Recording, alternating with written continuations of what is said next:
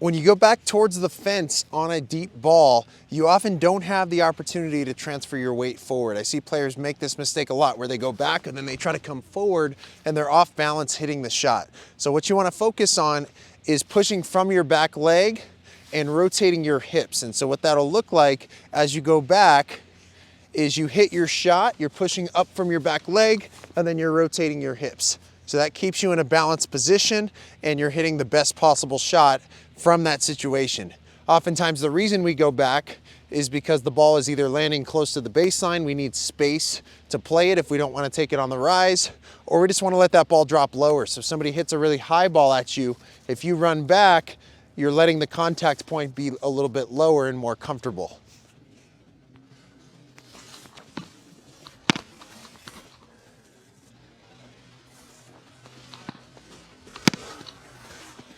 When we move back, we want to make sure we turn and run.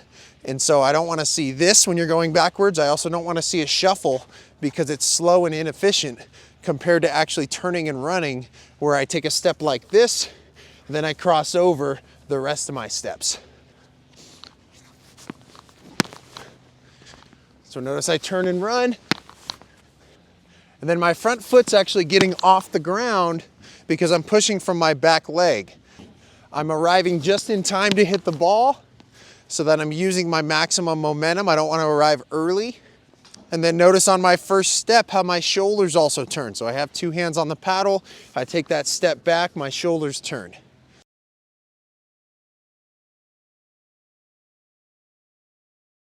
And then in terms of net clearance, I probably want to hit the ball pretty high because I'm getting pushed back. So I have a longer distance to the net. Now I'll show you some examples on the backhand side.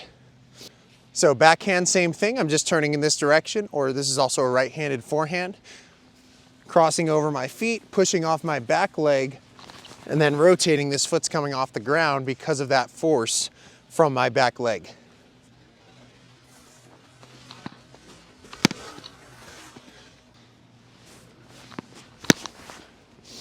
So notice my final step is not going forward towards the court, but it's going back towards the fence because of the situation that I'm being put in.